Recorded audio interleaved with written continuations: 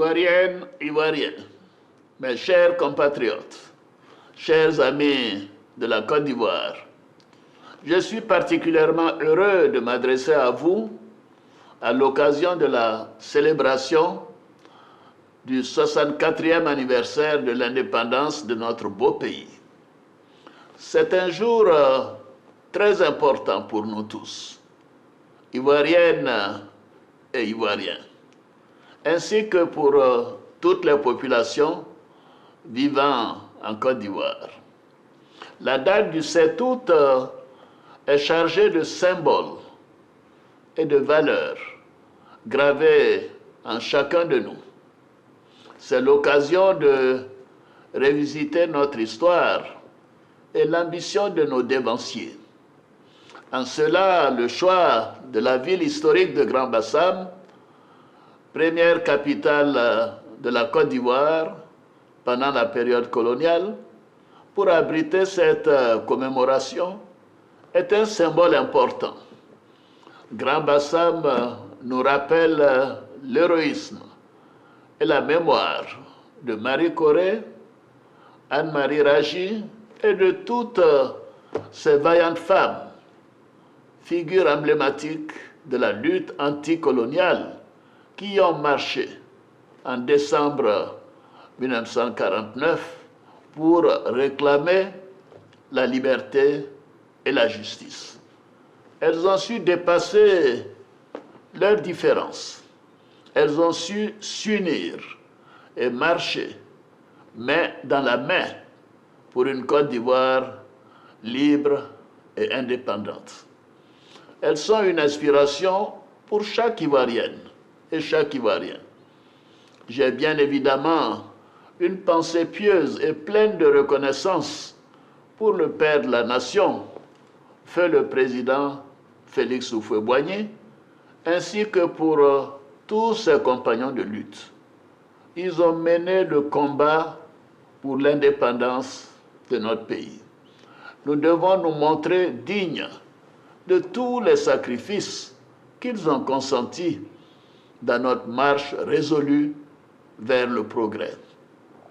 Nous devons faire de la cohésion sociale le socle de notre développement. Les valeurs qu'ils nous ont léguées, la fraternité, l'union, la discipline, le travail, doivent être notre boussole et nous guider en toutes circonstances. Nous devons continuer de travailler pour la paix. Rien que la paix sociale, la paix des cœurs. Mes chers compatriotes, la commémoration de notre accession à la souveraineté est aussi l'occasion de jeter un regard rétrospectif sur les avancées que nous avons enregistrées. C'est également l'opportunité de mieux apprécier les défis actuels et les enjeux futurs. Lors de mon discours sur l'état de la nation, devant le Parlement réuni en congrès le 18 juin dernier, j'ai largement présenté les principaux acquis de notre gouvernance au cours de ces dernières années et les défis auxquels nous devons faire face. Sans revenir sur tous les progrès enregistrés sur le plan économique et social, je voudrais surtout rappeler que notre ambition demeure l'amélioration du quotidien et des conditions de vie de tous nos concitoyens. Les performances économiques que nous enregistrons doivent profiter à tous. Tel est le but de notre programme intitulé « La Côte d'Ivoire solidaire ». Ce choix justifie les investissements importants réalisés année après année dans les secteurs sociaux. Mes chers compatriotes, nous sommes sur la bonne voie. Nos politiques macroéconomiques, nos réformes sectorielles et nos instruments de lutte contre la pauvreté ont montré leur pertinence et leur efficacité. Je suis heureux des progrès enregistrés en matière de capital humain, deuxième pilier du Plan national de développement 2021-2025. Qu'il s'agisse d'indicateurs sociaux ou de développement, nous avons enregistré des progrès significatifs grâce aux nombreux projets et réformes mis en œuvre dans les secteurs de la santé, de l'éducation, de l'enseignement technique et de la formation professionnelle, ainsi que de la nutrition. Ainsi, au niveau de l'éducation, de l'enseignement supérieur, de l'enseignement technique et de la formation professionnelle, nous travaillons à mieux préparer nos enfants et notre jeunesse aux défis du monde moderne et à leur insertion socio-professionnelle. J'encourage le gouvernement à poursuivre et à accélérer ses efforts pour que le programme jeunesse produise encore plus d'impact et plus de résultats tangibles. Nous devons offrir davantage d'opportunités pour l'expression du talent et du génie créatif de nos jeunes. Au niveau de la santé, dans le cadre de la mise en œuvre du programme hospitalier qui vise à renforcer les infrastructures, les services et le personnel de santé, nous travaillons à offrir aux populations des centres de santé de référence dans toutes les régions. Ce maillage resserré des infrastructures sanitaires sur le territoire national concourt à l'extension de l'offre de soins de la couverture maladie universelle en vue de garantir à nos populations des soins de santé de qualité à moindre coût. Le rythme de progression de l'enrôlement de nos populations à la CMU est encourageant. Cependant, nous devons poursuivre nos efforts pour que cet instrument de solidarité nationale, puisse bénéficier à un plus grand nombre de personnes. Dans ce contexte, notre politique de décentralisation sera poursuivie et renforcée par une meilleure prise en charge des priorités locales. S'agissant de la lutte contre la vie chère, j'entends les préoccupations de nos compatriotes. Malgré les mesures que nous avons prises, à savoir l'augmentation du SMIC, les revalorisations importantes des salaires des fonctionnaires et agents de l'État, les subventions des prix des produits de première nécessité, la subvention des prix de l'électricité et du carburant, le déploiement des filets sociaux à travers le pays, les attentes demeurent importantes. Nous continuerons nos efforts pour accroître l'offre de la production, notamment des produits vivriers, améliorer la chaîne logistique et la mise sur le marché de produits transformés localement. Je demande donc au Premier ministre, chef du gouvernement, de poursuivre les efforts et d'accélérer la mise en œuvre des projets dans le cadre d'un plan réactualisé pour plus d'efficacité dans la lutte contre la vie chère, à laquelle le monde entier, et en particulier les pays africains, font face avec acuité. Dans l'intervalle, et s'agissant du cas particulier de nos vaillants retraités qui ont tant donné à la nation, j'ai décidé de les accompagner davantage en instituant le 1er septembre de chaque année une prime spéciale correspondant au tiers de leur pension mensuelle. Les dispositions seront prises pour que nos retraités des secteurs publics et privés bénéficient dès ce mois de septembre 2024 de cette nouvelle prime. c'est-à-dire dans quelques semaines.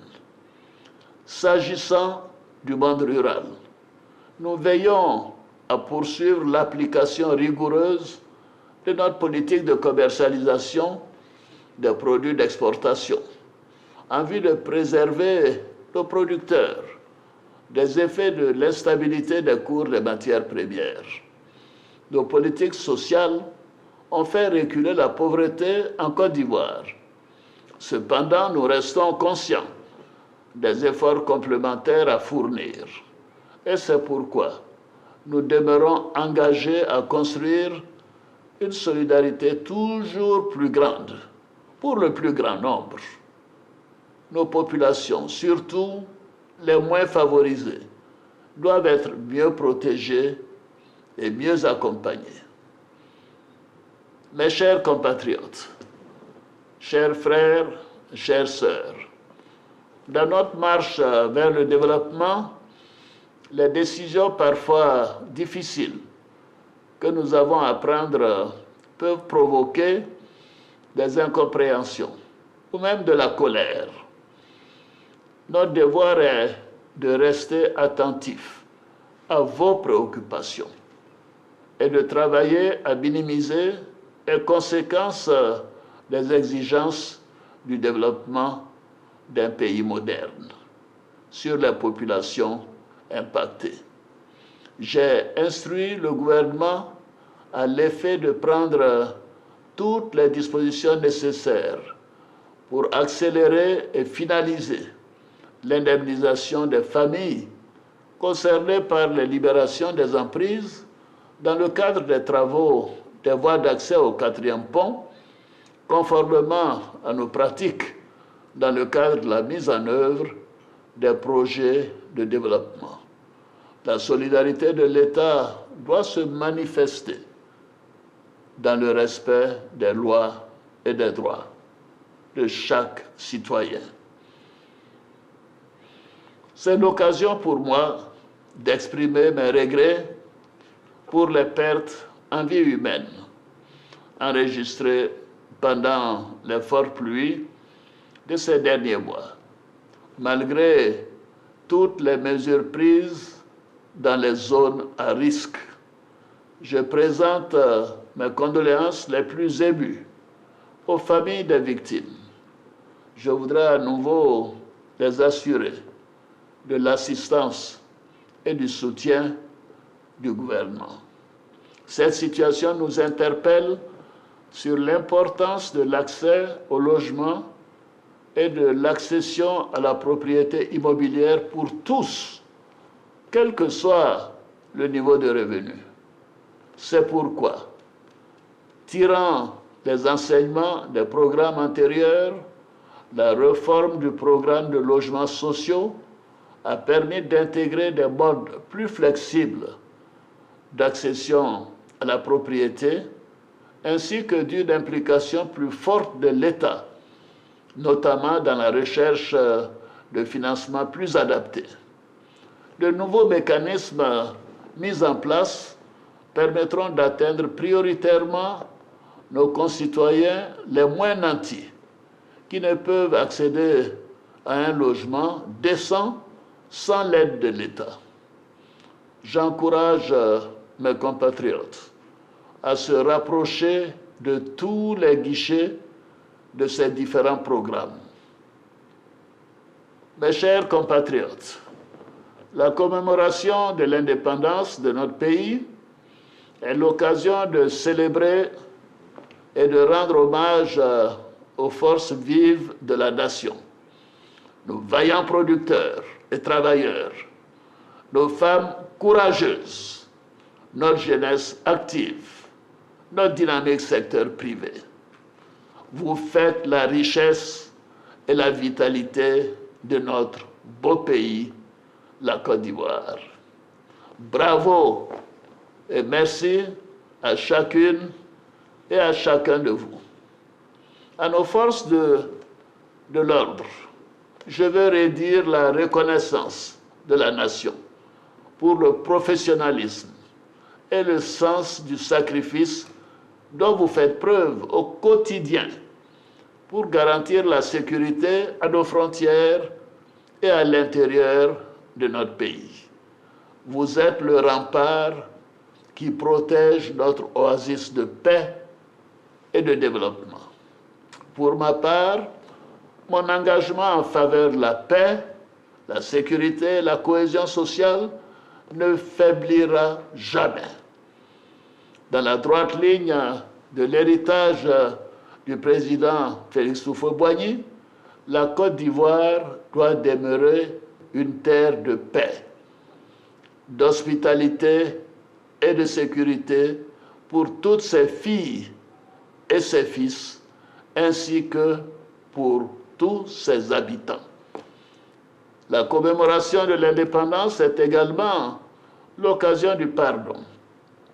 C'est pourquoi, au niveau de la justice, conformément à l'article 66 de la Constitution, j'ai signé un décret accordant la grâce présidentielle à environ 2400 détenus de droit commun, condamnés pour des infractions mineures. Mes chers compatriotes, la commémoration de l'indépendance de notre pays ravive aussi en chacun de nous les valeurs fondamentales de notre belle nation: l'union, la discipline et le travail. Elle nous invite au rassemblement autour de ces valeurs qui fondent notre idéal commun d'une société solidaire et prospère. J'invite donc toutes les populations de Grand Bassam, des villes et des villages environnants au grand défilé sur l'autoroute de l'Est. Venons célébrer la grandeur de notre beau pays à travers le magnifique défilé de nos forces de défense et de sécurité, ainsi que de notre jeunesse, notamment ceux issus des écoles et lycées d'excellence de notre pays. Bonne fête de l'indépendance à toutes et à tous. Vive la République, vive la Côte d'Ivoire, que Dieu bénisse notre beau pays.